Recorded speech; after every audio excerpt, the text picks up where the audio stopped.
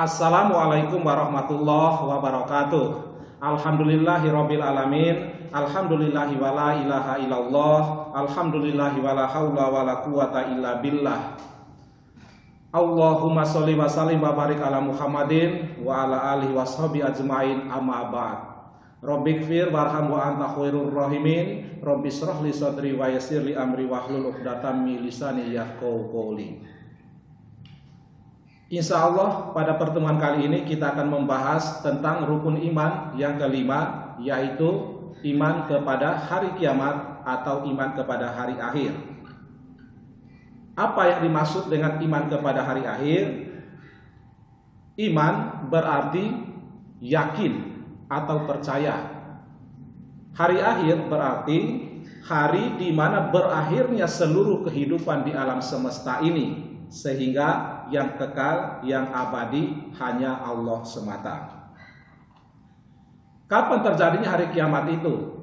Allah Subhanahu wa taala memberikan jawaban di dalam surat ke-20 ayat ke-15.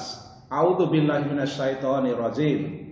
Inna sa'ata akadu atiyatun ukhfiha litujza kullu nafsin bima tas'a. Yang artinya hari kiamat itu pasti akan terjadi. Sungguh kata Allah, hari kiamat pasti akan terjadi. Aku merahasiakan waktunya. Agar apa? Agar setiap diri dibalas, diganjar dengan apa yang mereka usahakan. Dan ini masuk akal. Allah merahasiakan waktunya hari kiamat itu sangat masuk akal. Coba dibayangkan, kalau Allah umpamanya memberitahukan di dalam Al-Quran atau lewat Nabi Muhammad SAW bahwa kiamat itu terjadi di tahun 2022, maka sudah pasti itu paling lambat di tahun 2021 akhir sudah banyak yang bertobat dan beriman kepada Allah. Tapi beriman kepada Allahnya bukan karena cinta kepada Allah, tapi karena takut dengan hari kiamatnya. Oleh karena itu sebagai orang yang beriman, kita setiap saat mesti memastikan diri untuk senantiasa siap untuk menghadapi hari kiamat. Sebab tidak ada yang tahu, kita duduk-duduk seperti saat ini tiba-tiba terjadi kiamat. Baik itu kiamat sugro, maksudnya kematian setiap individu, maupun kiamat kubro, yaitu kiamat kehancuran total alam semesta ini. Kemudian ada sebuah riwayat dari Anas bin Malik radhiyallahu anhu. Anas bin Malik ini adalah sahabat dari Nabi Muhammad SAW. Pada satu ketika Anas bin Malik mengunjungi atau mendatangi Aisyah radhiyallahu anha. Aisyah ini adalah salah seorang istri dari Nabi Muhammad SAW. Ingat ya, jangan menyebutkan Siti Aisyah untuk merujuk kepada istri Nabi Muhammad SAW, karena orang Arab tidak menggunakan nama yang berawalan Siti. Itu hanya digunakan di Indonesia. Siti itu sendiri merupakan akronim atau singkatan dari Sayyidati. Sayyidati itu sebutan untuk perempuan yang dihormati di Arab. Di Indonesia mungkin terlalu saklek, terlalu sulit untuk menyebut Sayyidati, disebut saja Siti. Tapi menyebut Siti hanya untuk orang Indonesia. Artinya apa? Artinya menyebutkan Siti merujuk atau dinisbatkan kepada Aisyah istri Nabi Muhammad SAW itu adalah sebutan yang salah. Nah, pada satu ketika Anas bin Malik datang menjumpai Aisyah, kemudian hendak menanyakan sesuatu. Anas bin Malik bertanya, terangkan kepadaku tentang gempa. Jadi jelaskan kepadaku kenapa gempa itu terjadi. Nah, kemudian Siti Aisyah menjawab, gempa itu terjadi apabila maksiat sudah merajalela, perzinaan, minuman keras dan dosa-dosa besar dianggap biasa saja tuh di tengah-tengah masyarakat. Pada saat itu Allah kemudian memerintahkan kepada bumi untuk mengeluarkan gempa. Gempa. Kemudian Anas bertanya lagi, apakah itu azab? Kemudian kemudian Aisyah radhiyallahu an menjawab, itu bukan azab. Nah, itu adalah rahmat dan peringatan bagi orang yang beriman kepada Allah. Sementara bagi orang yang kufar, bagi orang yang kufur itu adalah persekot dari azabnya. Dalam tanda kutip persekot ya. Nah, kita lanjut ke yang lain, ke pembahasan berikutnya tentang hari kiamat, penjelasan hari kiamat menurut Al-Quran. Nah, sebagaimana kita ketahui bersama bahwa kiamat menurut Al-Quran itu ada dua macam, yaitu kiamat kecil atau kiamat sugro dan kiamat besar atau kiamat kubro. Apa itu kiamat sugro? Kiamat sugro yaitu kematian seluruh individu. Misalnya saya mati, si Ahmad mati, itu adalah contoh kiamat sugro, kematian setiap individu. Ayam mati itu kiamat sugro atau kiamat kecil. Di dalam surat ketiga ayat 185 Allah Subhanahu wa taala menjelaskan, a'udzubillahi minasyaitonir rajim, kullu nafsin dha'iqatul maut wa innama tuwaffawna ujurakum yaumal qiyamah faman zuhziha 'anil nar wa udkhilal jannata faqad faz wa mal hayatud dunya illa mataul ghurur. Tiap-tiap yang berjiwa akan merasakan mati. Setiap yang hidup pasti mati. Kalau nggak mau mati jangan hidup. Dari gitu konsepsinya ya. Dan sesungguhnya pada hari kiamat sajalah disempurnakan pahalamu. Barang siapa yang dijauhkan dari neraka dan dimasukkan ke dalam surga, maka sungguh ia telah beruntung. Karena pilihannya di akhirat cuma dua tuh, surga, neraka. Kalau nggak di surga pasti di neraka. Jadi pilihannya cuma dua, nggak ada begini, saya nggak mau, nggak apa-apa dan nggak masuk surga, saya juga nggak masuk neraka, saya pengen di antara keduanya saja. Tidak ada pilihan lain kecuali surga dan neraka saja. Nah, di penghujung ayat ditegaskan kehidupan dunia itu tidak lain hanyalah kesenangan yang memperdayakan.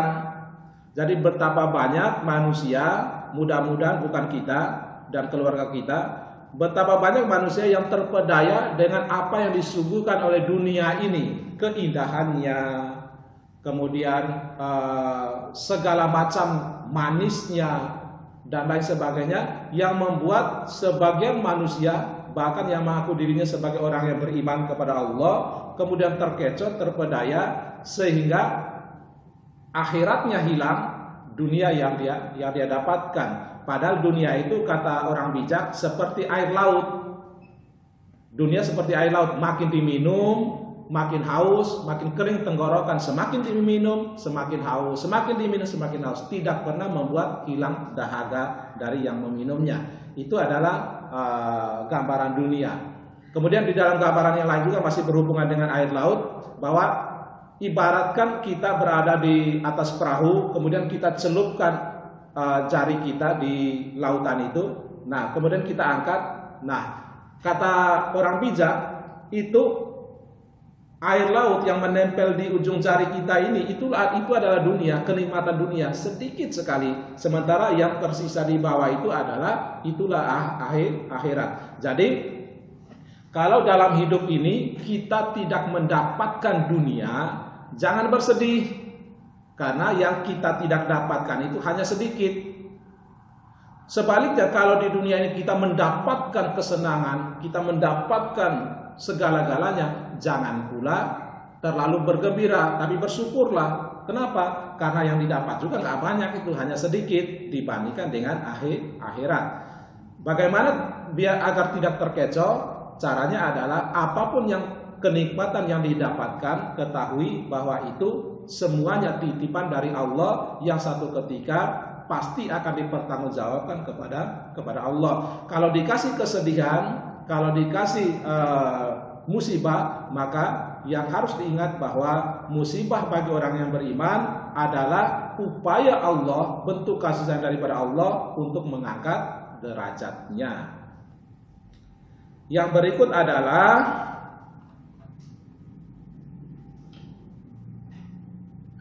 ada beberapa peristiwa nih, peristiwa yang dialami oleh seorang hamba Allah ketika sudah mengalami kiamat sugro atau kiamat kecil. Dalam bahasa yang lain, ketika seseorang yang sudah meninggal dunia, maka ruhnya sekarang itu berada di mana? Berada di alam barzah. Ini perlu digarisbawahi ya. Ruh orang yang meninggal dunia itu berada di alam barzah. Barzah itu artinya pemisah atau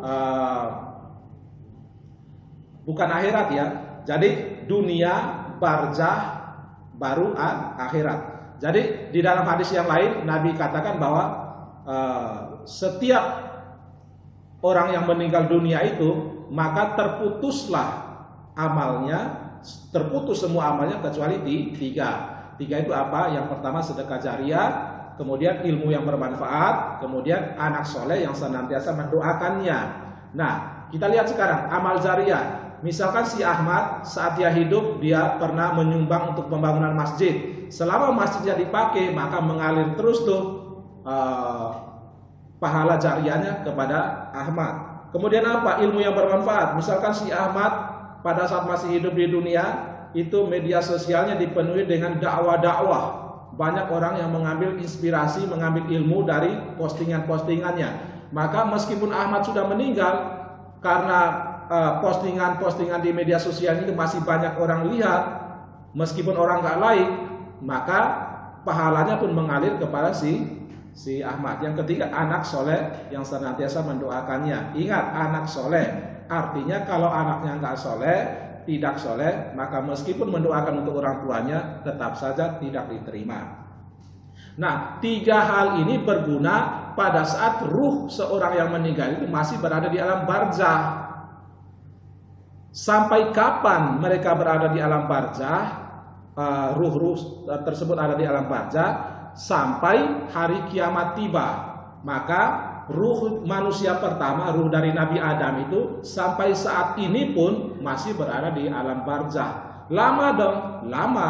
Memang lama, lebih lama dari dunia. Dan itu masuk akal. Jadi secara garis besar bisa saya gambarkan begini loh ya. Nah, alam pertama yang dilalui oleh manusia adalah alam ajali. Alam ajali itu kalau perhitungan kalender di dunia ini, kalender manusia selama berapa? Selama 4 bulan di kandungan. Ya. Pada saat alam ajali ini, janin itu belum punya ruh, ya. Belum punya ruh, jadi masih di alam azali.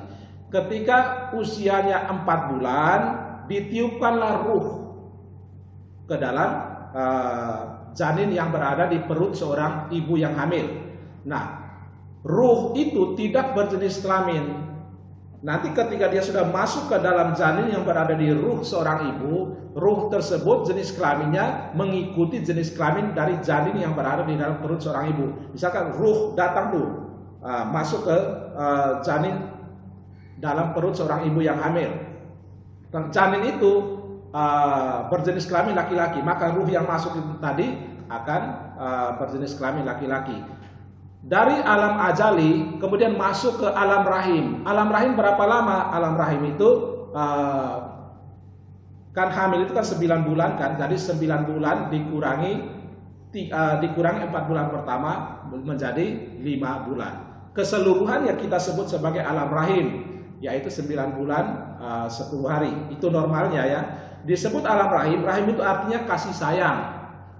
Kenapa disebutkan alam rahim? Karena janin atau bayi yang hidup di rahim seorang ibu saat itu benar-benar dia mendapatkan kasih sayang, mendapatkan penghidupan dari kasih sayang ayah dan ibunya yang memberinya makan. Coba kalau ibunya tidak mau makan atau ibunya meminum racun, tentu bayi yang berada di dalam rahimnya juga ikutan meninggal karena ibunya minum racun. Kemudian lahirlah ke dunia. Nih, di dalam alam rahim di dalam alam rahim ya, itu hitungan manusia selama 9 bulan. Itu hitungan manusia. Tapi kan hitungan di alam rahimnya sendiri itu termasuk lama. Ya, bisa jadi lama. Nah, sekarang lahir ke dunia. Dunia itu dari segi bahasa artinya sementara, sifatnya fana. Dunia, umur manusia itu rata-rata 60-70 tahun. Nah, pada saat kita berada di dunia itu sama persis tuh mereka yang sudah berada di alam barzah melihat kita yang berada di alam dunia ini sama pada saat kita melihat bayi yang berada di dalam rahim. Nah, kita lihat ada perempuan hamil. Apa yang kita pikirkan dalam benak kita? Wah, paling gak lama lagi tuh udah lahir tuh, kan cuma 9 bulan. Kalau umur manusia 60 tahun, maka 9 bulan itu nggak nyampe 1%-nya, singkat. Nah, kita tunggu aja tuh, paling 9 bulan lagi lahir tuh. Nah, begitulah ketika seseorang lahir ke dunia, mereka yang berada di alam barzah, prinsipnya melihat kita di dunia sama, paling sebentar lagi tuh udah nyampe tuh ke alam barzah. Nah, kenapa? Karena memang di alam barzah adalah waktu yang lama. Bayangkan aja ruhnya Nabi Adam masih berada di sana. Dan satu lagi, ketika seseorang meninggal dunia atau mengalami kiamat sugro, yang cabut nyawanya itu adalah malaikat maut, malaikat Israil, atas izin Allah. Karena atas izin Allah, atas perintah Allah, maka ketika sudah dicabut ruhnya oleh malaikat Israil, dibawa tuh ke alam barzah. Alam barzah itu alam yang lain, bukan alam dunia lagi. Jadi tidak ada tuh ceritanya ruh yang bergentayangan. Kalau ada yang percaya bahwa ada ruh yang bergentayangan, maka sama aja tuh percaya bahwa manusia yang lahir ke dunia bisa masuk lagi tuh ke dalam rahim seorang ibu. Itu mustahil. Jadi, tapi saya lihat loh, ketika Ahmad meninggal pada hari Rabu, hari Kamis saya lihat tuh Ahmad tuh gentayangan. Nah, itu sebenarnya bukanlah Ahmad, akan tetapi sebangsa jin yang menyerupai Ahmad, ya. Tujuannya tentu untuk menggoda iman daripada manusia. Nah, alam barzah bisa juga disebut dengan alam kubur. Sudah saya singgung tadi bahwa alam barzah itu sangat lama. Oleh karena itu, persiapkan bekalnya untuk kehidupan di alam barzah atau di alam kubur. Kenapa? Ada yang kita kenal dengan sebutan fitnah kubur. Ada ancaman, ada kenikmatan. Orang yang berada di alam kubur, orang atau berada di alam barzah, mereka ini belum memasuki surga, belum memasuki neraka, tetapi buat orang yang bertakwa, buat orang yang soleh, mereka belum masuki surga, tapi kenikmatan surga mereka sudah rasakan. Begitupun orang yang banyak jahatnya, banyak dosanya belum masuk neraka, tapi azab dari neraka mereka sudah rasakan, panasnya neraka mereka sudah rasakan. Itulah pentingnya tadi, relevankan dengan hadis Nabi tadi bahwa ketika seorang meninggal, semua amalnya terputus tuh kecuali 3 tadi itu. Sangat berguna bagi mereka yang berada di alam barzah.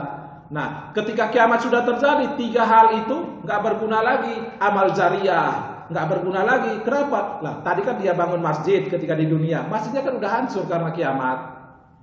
Nah, anak yang soleh udah pasti nggak ada lagi, soalnya anak yang solehnya udah ikutan meninggal saat kiamat. Apalagi ilmu yang bermanfaat nggak berguna lagi. Kenapa? Karena orang yang mengamalkan ilmunya, orang yang melihat media sosialnya udah nggak ada lagi karena sudah terjadi kiamat. Jadi seperti itu. Yang berikut adalah tentang kiamat kubro atau kiamat besar ya. Tentu definisinya adalah berakhirnya seluruh kehidupan yang berada di alam semesta ini. Di dalam surat ke-81 ayat 1 sampai 3, Allah Subhanahu wa taala berfirman yang artinya ayat pertamanya, apabila matahari digulung, Kemudian ayat keduanya apabila bintang-bintang berjatuhan, dan yang ayat ketiga, dan apabila gunung-gunung dihancurkan. Bayangkan saja, matahari digulung, bintang-bintang berjatuhan, gunung-gunung dihancurkan, hancur lebur tuh. Lah, kalau matahari digulung, bintang berjatuhan, gunung yang kokoh itu hancur, bagaimana dengan keadaan kita manusia? Di dalam surat Al-Zalzalah ayat pertama, iza zulzilatil ardu zilzalaha, dan apabila bumi digoncangkan dengan goncangan yang dahsyat. Coba bayangkan aja, gempa bumi, pada saat terjadi gempa bumi itu kita sudah puyeng tuh, kita sudah panik tuh, padahal gempanya nggak nyampe 10 skala Richter, sudah banyak kerusakan. Lah apalagi ini nanti matahari saja digulung. Berarti bayangkan aja ya, untuk bisa membayangkan itu kiamat kubro itu, untuk bisa dalam gambaran sederhana ya, kiamat kubro, pada saat terjadi kiamat kubro atau kiamat besar itu, semua jenis bencana alam terjadi pada saat bersamaan dan tiba-tiba. Tsunami ada saat itu, badai petir ada, hujan turun ada, apalagi gempa bumi ada. Dan dahsyatnya semua itu terjadi dalam keadaan gelap gulita. Kenapa? Karena matahari kan ikutan jatuh, ikutan digulung. Bayangkan aja huru hara, hiruk pikuk pada saat gelap gulita, mau lari kemana? Itu adalah gambaran kiamat kubro. Nah, bagaimana dengan Pak itu tadi menurut Al-Quran ya, kiamat menurut pandangan Al-Quran. Bagaimana dengan pandangan ilmu pengetahuan? Setidaknya pada kesempatan ini saya menyampaikan dua saja, dua pandangan menurut ilmu pengetahuan. Yang pertama pandangan menurut ilmu geologi atau ilmu bumi ya. Jadi berikut pernyataannya. Menurut ilmu geologi, bumi terjadi dari gas yang berputar. Ya, jadi bumi itu terjadi dari gas yang berputar. Setelah diam, gas itu menjadi dingin. Maka gas yang berat mengendap ke bawah dan yang ringan berada di atas. Melalui proses evolusi yang lama sekali, proses evolusi ya, bukan revolusi. Melalui proses evolusi yang lama sekali, berjuta-juta tahun, gas bagian luar akan mengeras menjadi batu, menjadi kerikil, menjadi pasir dan sebagainya. Sedangkan bagian tengah masih panas. Zat panas bercampur lava, lahar, batu dan pasir panas. Bumi beredar karena adanya daya tarik matahari terhadap bumi yang berkurang. Akibatnya bumi akan bergeser dari matahari sehingga putaran bumi semakin cepat dan akan mengalami nasib seperti meteor. Ya, meteor atau bintang jatuh. Jadi maksudnya gini, bumi ini berputar,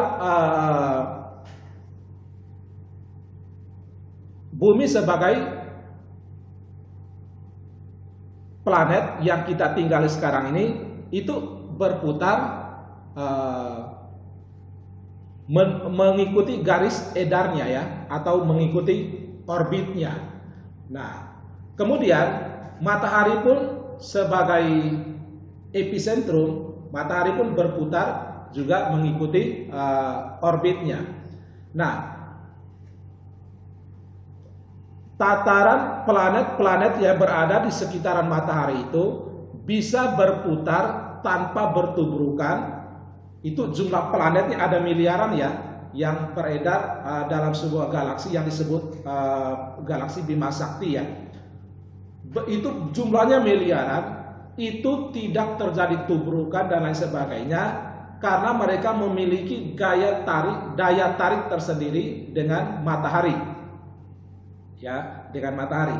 Tetapi semakin lama daya tarik bumi dengan matahari, salah satu planet ya, akan semakin melemah.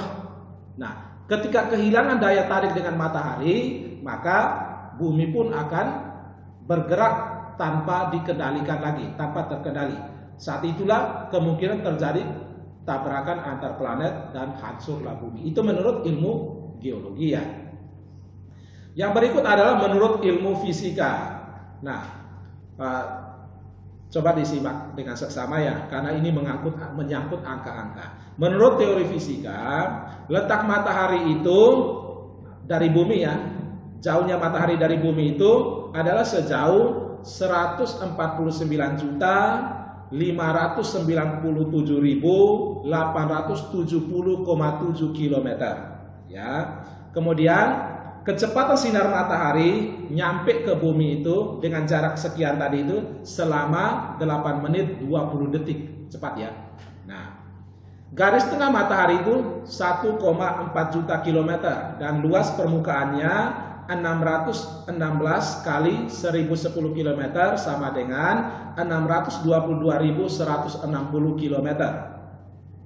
Menurut para ahli atau fisikawan, energi matahari dipancarkan ke angkasa dan sekitarnya 5,7 kali 1027 kalori sama dengan 5.853,9 kalori per menit dan mampu menyala dengan keadaan demikian ya, mampu menyala selama 50 miliar tahun dengan panas 15 juta derajat Celcius. Nah, artinya apa?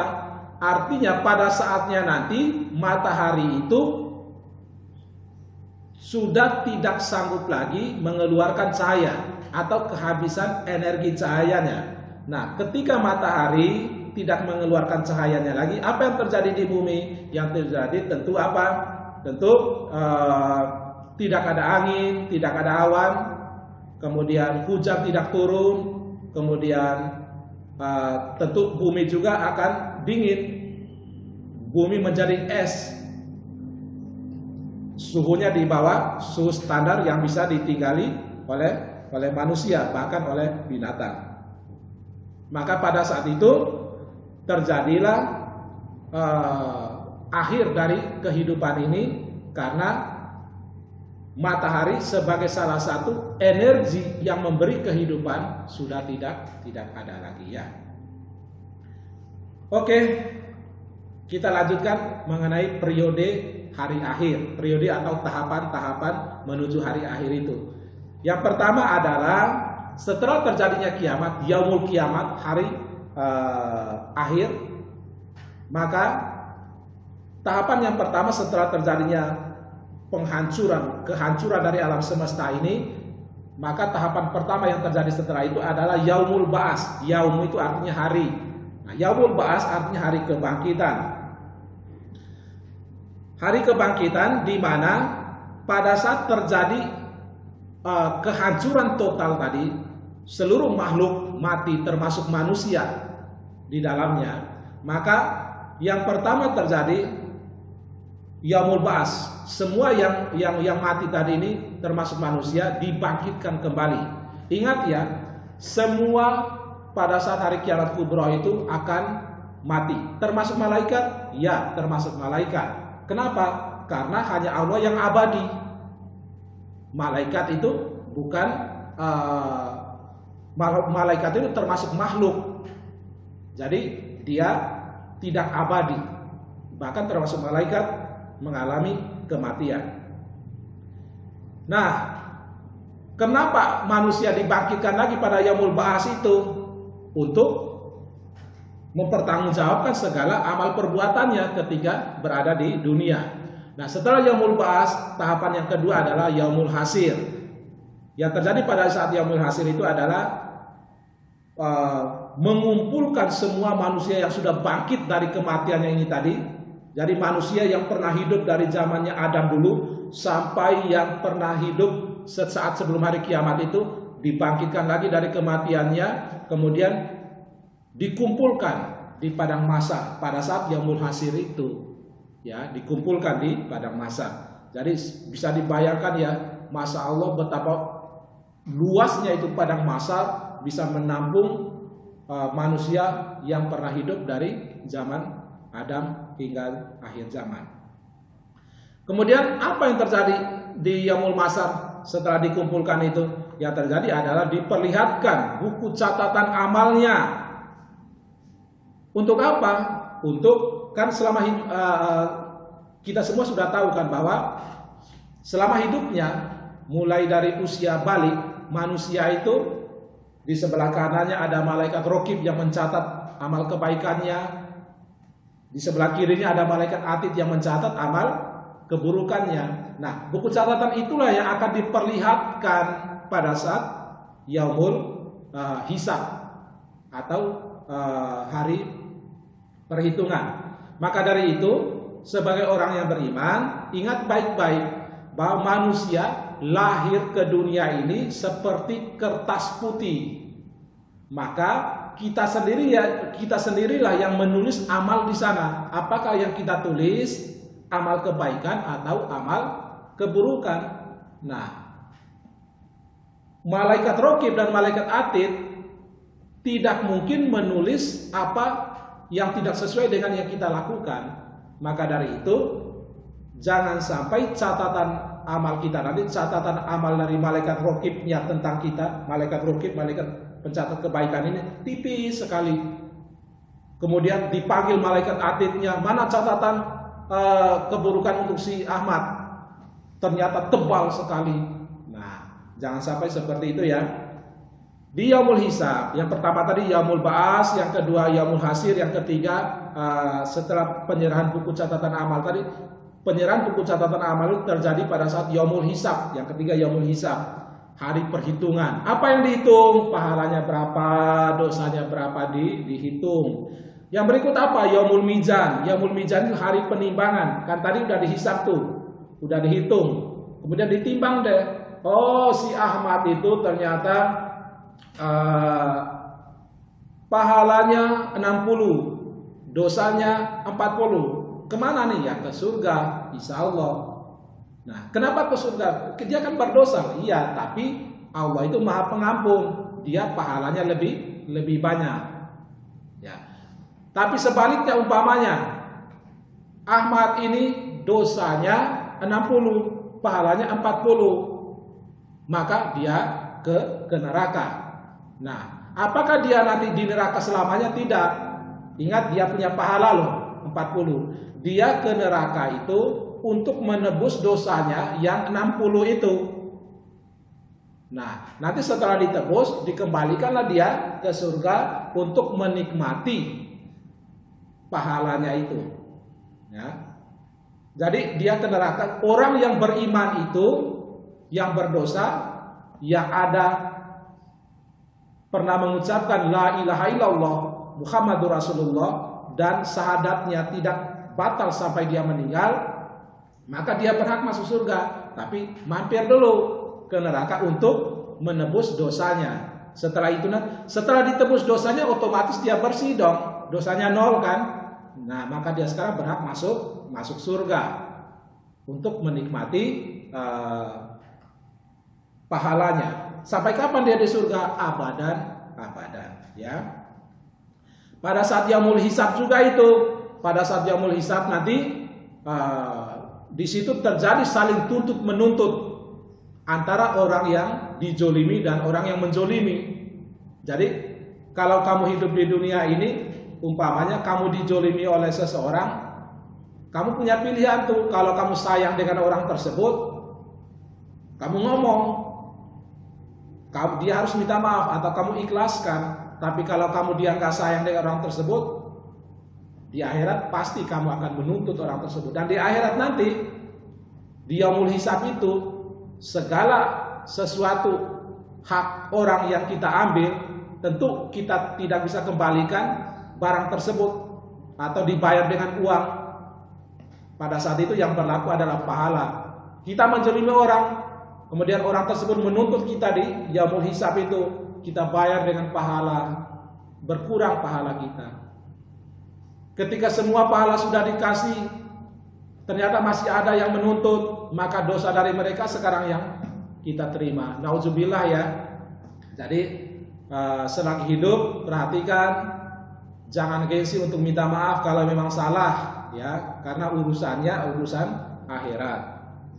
Nah, setelah itu tadi, setelah yaumul ditimbang itu, amal baiknya itu dan amal buruknya, yang berikut sekarang adalah as-sirat atau siratal mustaqim, yaitu satu jembatan yang dalam penggambarannya itu sangat kecil, seperti sehelai rambut yang dibelah 7.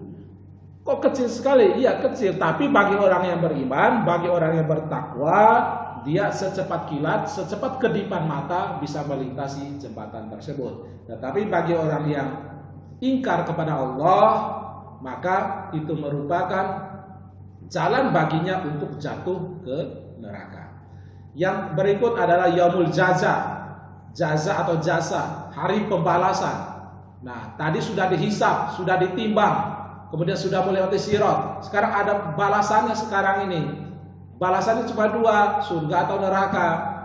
Dan itu bukan karena malaikat yang kejam, bukan, tetapi berdasarkan amal kita saat di dunia tadi itu. Oleh karena itu sekali lagi saya mengajak kepada kita semua, coba setiap hari, setiap bangun dari tidur itu, ajamkan kepada diri sendiri, niatkan kepada diri sendiri, hari ini saya harus mengumpulkan pahala sebanyak-banyaknya. Hari ini saya harus mengurangi dosa sebanyak-banyaknya. Itu saja. Jadi kehidupan orang yang beriman itu sederhana sekali. Timbul keinginan untuk berbuat dosa, untuk berbuat maksiat, ngomong lagi ke diri sendiri, ajamkan kepada diri sendiri, hari ini saya tidak boleh berbuat maksiat, besok saya akan buat maksiat. Nah, besok ngomong begitu lagi, nggak jadi itu masih, bila perlu tulis di kertas, tempel di kamar itu, hari ini saya harus jadi orang bertakwa, besok saya akan pikirkan lagi, atau besok saya akan bermaksiat. Nah, besok pengennya bermaksiat, baca tulisan itu, oh hari ini saya bertakwa, besok baru bermaksiat. Besok pengen maksiat lagi, gitu terus, nggak jadi tuh, sampai meninggal nggak jadi maksiatnya, tapi bertakwanya yang jadi. Amin ya rabbal alamin. Kemudian pada akhir pembahasan ini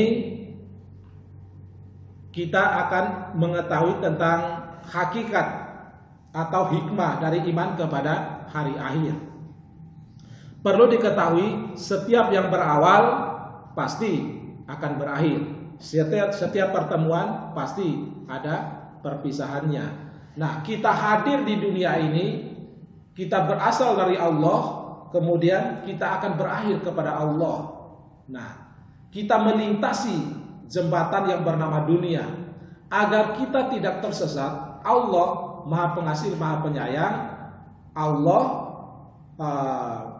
menurunkan agama, menurunkan kitab suci, yang di dalam kitab suci itu ada rambu-rambu perjalanan kita, rambu-rambu kehidupan agar kita tidak tersesat dalam mengarungi kehidupan ini. Nah, sebagai orang yang beriman, percaya kepada Al-Quran sebagai kitab suci itu tidak hanya sebagai ucapan semata, tetapi harus benar-benar dijewantahkan dalam amalan sehari-hari. Jadi bagaimana bisa orang yang beriman itu mengerti dengan keimanannya, bisa selamat dalam kehidupan ini kalau tidak mau membaca, menghayati, memahami, dan mengamalkan Al-Quran. Jadi sebagai orang yang beriman itu harus dekat-dekat tuh dengan Al-Quran, baca, dikaji Al-Qurannya, mana yang baik, mana yang buruk menurut Al-Quran. Lakukan yang baiknya, tinggalkan yang buruknya, karena itu adalah konsepsi takwa. Orang yang beriman kepada hari akhir tentu akan menjauhi sifat-sifat yang tidak terpuji, menjauhi sifat sombong, menjauhi sifat angkuh, menjauhi sifat ingin populer di hadapan manusia. Kenapa? Karena semua itu fana. Coba kita lihat di sekitar kita, betapa banyak orang-orang di sekitar kita, teman-teman kita yang begitu kekeh, yang begitu antusias untuk melakukan satu hal yang sebenarnya itu hanya pengen tepuk tangan sesaat dari orang-orang. Dia latihan untuk pentas, sampai-sampai sholat ditinggalkan, Kemudian pada saat pentas juga aurat dalam keadaan terbuka. Latihannya sebulan, pentasnya 3 menit. Setelah pentas tepuk tangan. Nggak nyampe 3 menit tepuk tangan dari hadirin. Selesai. Nah, hanya untuk tepuk tangan sesaat itu, sholatnya dibuang, energinya dibuang, waktunya dibuang, bahkan dananya juga dikorbankan. Nah, hanya untuk keperluan atau kepentingan sesaat itu. Itu semua nanti tidak akan berguna. Yang berguna hanyalah apa? Inna akramakum indallahi atqakum. Bahwa yang paling mulia di sisi Allah itu inna akramakum tadi indallahi atqakum, yaitu orang yang paling bertakwa di antara kita, di antara orang-orang yang beriman.